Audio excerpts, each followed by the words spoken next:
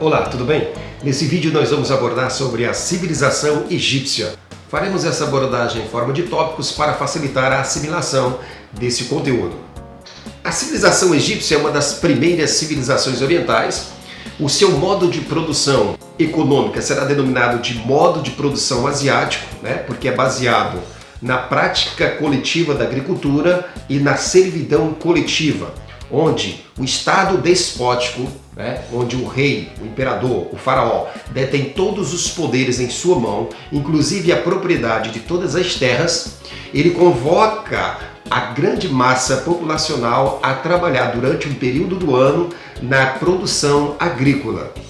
Daí o nome modo de produção asiático, porque é baseado em dois itens, na produção agrícola em massa e na servidão coletiva. Essas civilizações orientais também serão chamadas de sociedades hidráulicas, porque se dedicarão, a partir do Estado, à construção de grandes obras hidráulicas, como diques e canais de irrigação. Essas sociedades orientais também serão denominadas de estados despóticos, onde o rei controla a estrutura econômica e administrativa, graças a instituições burocráticas, militares, culturais e religiosas que controlam e subordinam toda a população à autoridade do faraó. Também serão considerados governos teocráticos, porque os faraós, ao mesmo tempo, detêm o poder político, detêm também o poder religioso. Um legitima o outro. O faraó é o próprio Deus encarnado. Portanto, para sintetizar, nós teremos como as principais características dessa civilização egípcia: modo de produção asiático, civilização hidráulica, estado despótico, governo teocrático. Localização geográfica do Egito Antigo. O Egito Antigo vai se situar no norte da África, uma região predominantemente desértica, e a civilização egípcia vai se desenvolver no vale fértil do rio Nilo, beneficiando-se do regime de cheias. O transbordamento do rio Nilo. As abundantes chuvas que caem durante certos meses do ano na nascente do rio, ao sul do Egito, no atual Sudão, provocam o transbordamento. Essas cheias, ao ocuparem as margens do Nilo, depositam ali o humus fertilizante. Quando termina o período chuvoso, e o rio volta ao seu leito normal, aquelas áreas ficam prontas para a agricultura farta. Surgimento das primeiras aldeias neolíticas egípcias. As cheias do Nilo favorecem o surgimento das primeiras aldeias, que serão constituídas em nomos, comunidades autônomas. Essas vão desenvolver a agricultura rudimentar e eram chefiadas por um chefe local chamado de nomarca. O surgimento das primeiras cidades egípcias. O surgimento das primeiras cidades egípcias se dará pelo crescimento da população, pelo aprimoramento agrícola, pelo aperfeiçoamento das técnicas de irrigação, pelo surgimento da escrita hieroglífica e pela organização de um calendário solar. O surgimento dos dois reinos no Nilo. Para reunir esforços para a construção de diques e canais de irrigação, deu-se, portanto, a necessidade de reunir os nomos. Vai, portanto, surgir assim dois reinos: o reino do Alto Egito, ao sul, que vai reunir os nomos do sul, e o reino do Baixo Egito, ao norte, por volta de 3500 a.C., que também irá reunir os nomos do norte. A unificação dos reinos egípcios. Por volta de 3200 a.C., Menés, governante do Alto Egito, vai impor a unificação dos dois reinos, tornando-se, portanto, o primeiro faraó ao subordinar ao seu poder 42 nomos. Os nomarcas. Representantes do poder real nas comunidades, os nomarcas administravam diversas aldeias e pequenas cidades, e cuidavam também da coleta de impostos e da aplicação das determinações do faraó. O período dinástico, iniciado com a unificação dos dois reinos. O faraó vai adquirir um papel de supremo mandatário, concentrando todos os poderes em suas mãos, vai se apropriar de todas as terras, e a população deveria, portanto, a partir de agora, pagar tributos e servi-lo. Surge aqui o Estado despótico. O faraó também vai encarnar o elemento religioso, né? Passando a ser considerado um Deus vivo encarnado e que deverá ser, portanto, cultuado como tal. Surge aqui o governo teocrático. Daí o nome monarquia teocrática, para o regime político do Egito Antigo. Para compreendermos melhor a história do Egito Antigo, os historiadores dividiram a história política do Egito em 3 períodos: o Antigo Império, o Médio Império e o Novo Império. Nós abordaremos agora o Antigo Império, de 3200 a 2300 a.C. Vai se dar com a unidade política, né, construída por Menes, quando vai reunir os 2 reinos, né, o Alto Egito e o Baixo Egito. A capital vai ser Tinis, né, e depois será transferida para Mênfis, atual Cairo. A população e o Estado no Antigo Império. A maior parte da população trabalhava na agricultura e não raramente eram convocados para trabalhar nos grandes projetos arquitetônicos, como, por exemplo, a construção de pirâmides, né, os grandes templos funerários, né, destinados ao faraó e sua família, como também a grandes obras públicas, diques, canais, e também as pirâmides de Gizé, né, construídas ainda no Antigo Império, as famosas pirâmides, né, Quéops, Quéfren e Miquerinos. A partir de 2300 vai ocorrer o enfraquecimento do poder central no Antigo Império, né, depois de um longo período de estabilidade e prosperidade política e econômica e social no Egito Antigo. Vai haver aqui o enfraquecimento do faraó e o fortalecimento dos nomarcas, né, os líderes locais dos nomos. Esse será, portanto, o período feudal egípcio, a época em que ocorrerá acirradas lutas entre os nomarcas chefes locais dos nomos. Teremos então inúmeras revoltas sociais e crises, o que vai desorganizar a produção. O Médio Império, 2000 a 1580 a.C. É por volta do século XX que o faraó reiniciará uma luta contra os nomarcas e acabará, portanto, por fortalecer o poder do faraó, e daí o faraó conseguirá reestabelecer a monarquia egípcia, né, concentrando o poder em suas mãos novamente e garantindo a unidade do império. Tebas será a nova capital e os faraós da 12ª dinastia iniciarão um período de prosperidade, com apoio da vassalagem e de uma sociedade submetida ao poder central. É durante o Médio Império que nós vamos ter a construção de novas obras de irrigação, a ampliação das áreas agrícolas e produtivas, a construção de grandes tumbas e templos e o desenvolvimento das artes, como por exemplo da literatura. A decadência do Médio Império. Nós vamos ter nesse período vários levantes empreendidos por nobres, desejosos de maior autonomia, que vão se somar às rebeliões camponesas, né, estimuladas pela penúria popular, que se agravarão com as invasões estrangeiras dos hebreus e dos iquisos. O Médio Império e os iquisos. Os iquisos eram um povo de origem asiática, né, que usavam cavalos, carros de guerras e armas de ferro, equipamentos desconhecidos dos egípcios. Essa tecnologia de guerra permitiu aos iquisos isolar os faraós em Tebas e dominar o país, controlando a produção e a tributação por quase 2 séculos. É no Novo Império que nós vamos ter a dominação dos iquísios, né? E isso vai gerar uma união dos egípcios, que num forte sentimento nacionalista e militar, que a partir de Tebas, sob a liderança de Amoses I, vão conseguir expulsar os iquísios em 1580 a.C. Após a expulsão dos iquísios, os hebreus, invasores estrangeiros asiáticos, vão ser dominados e escravizados. Perto de 1250 a.C., os hebreus, sob o comando de Moisés, deixarão o Egito, num episódio que ficará conhecido como Êxodo.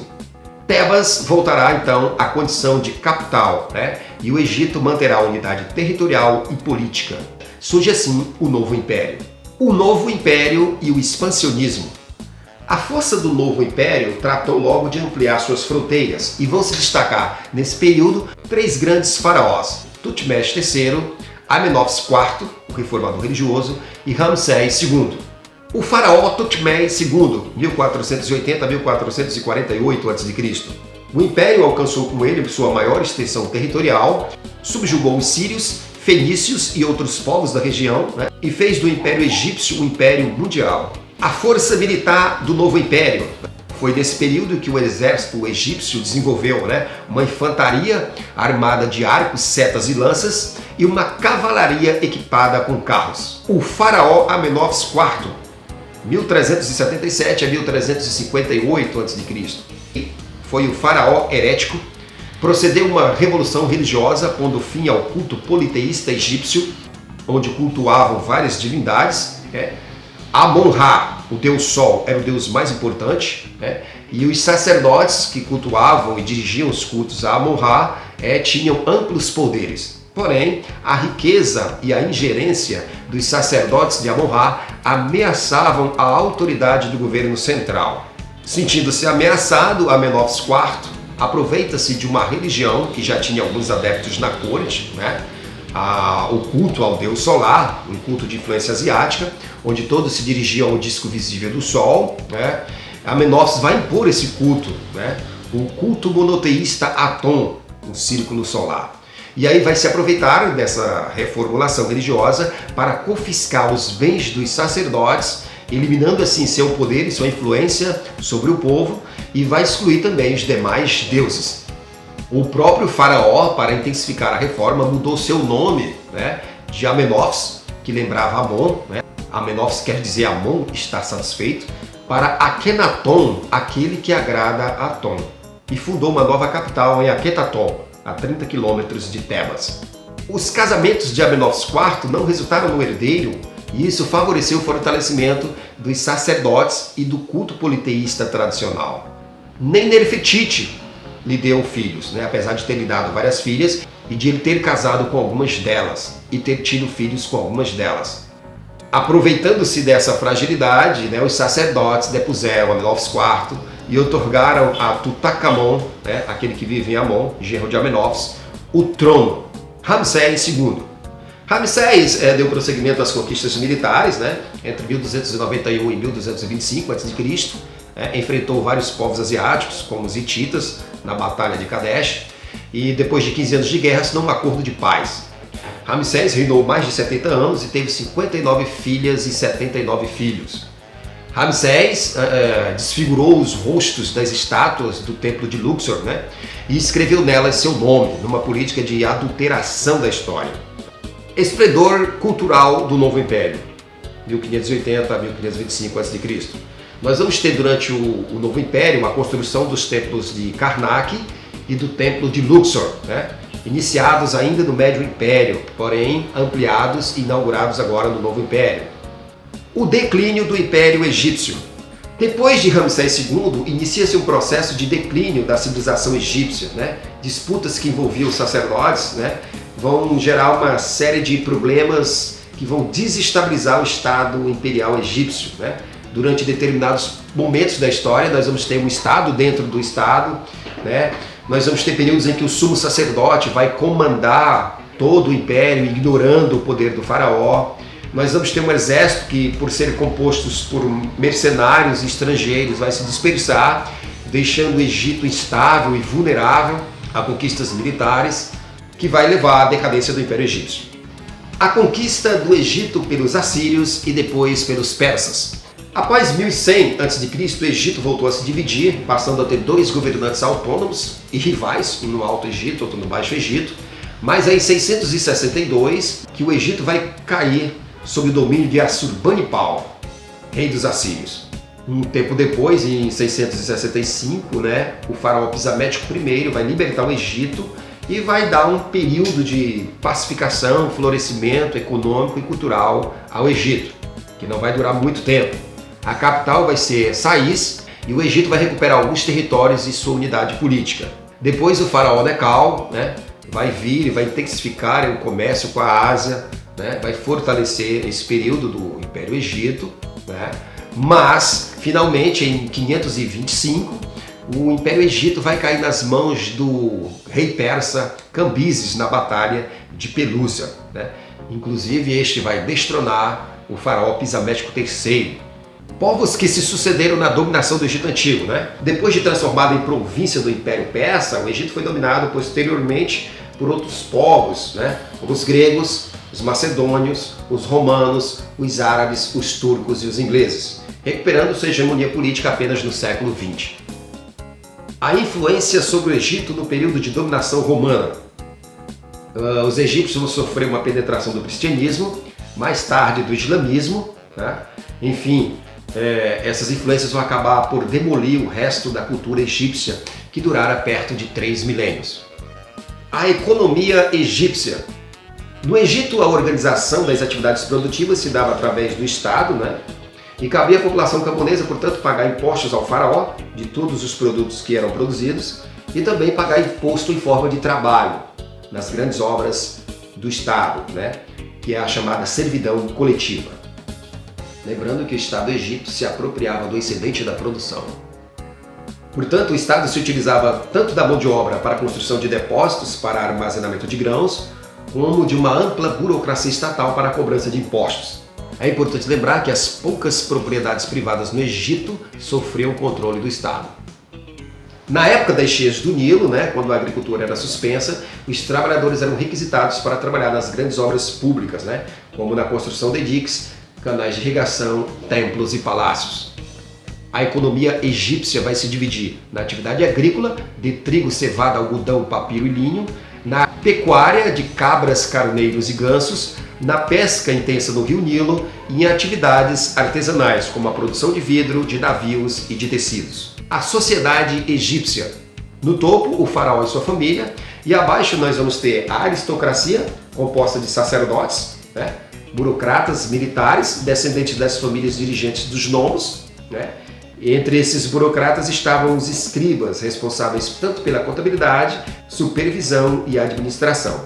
E na base, a massa camponesa e um grupo menor de escravos, prisioneiros de guerra. A religião egípcia. A religião egípcia era politeísta, constituída por uma centena de deuses, como vacas, touros, crocodilos, serpentes, gatos e outros, né?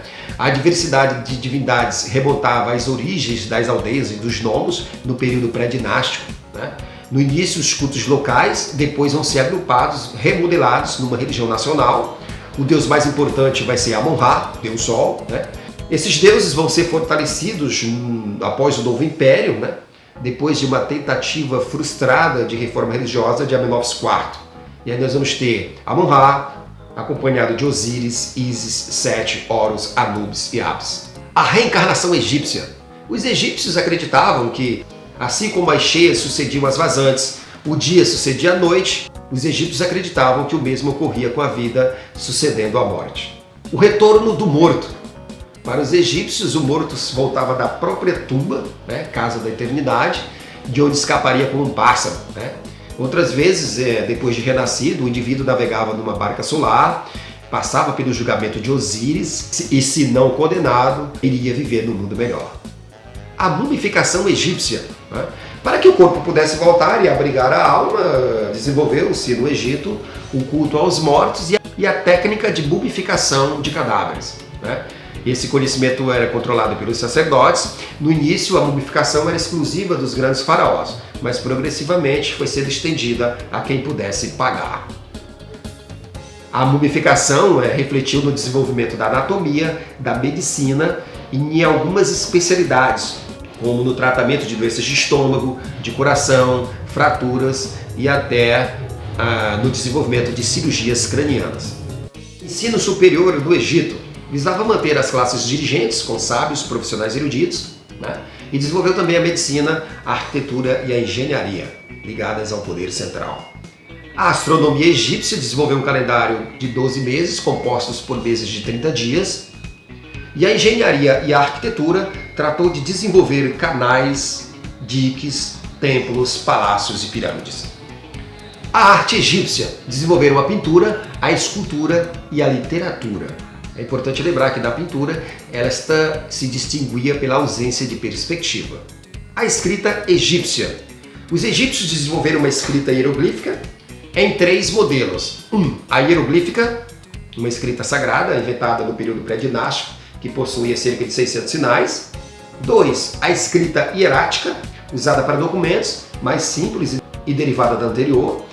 E 3. A demótica, popular, nascida depois, uma simplificação da hierática com cerca de 350 sinais. Esse vídeo abordou de forma clara, objetiva, direta, os principais aspectos da civilização egípcia. Espero que vocês gostem, se inscreva no canal, dê um like e até a próxima!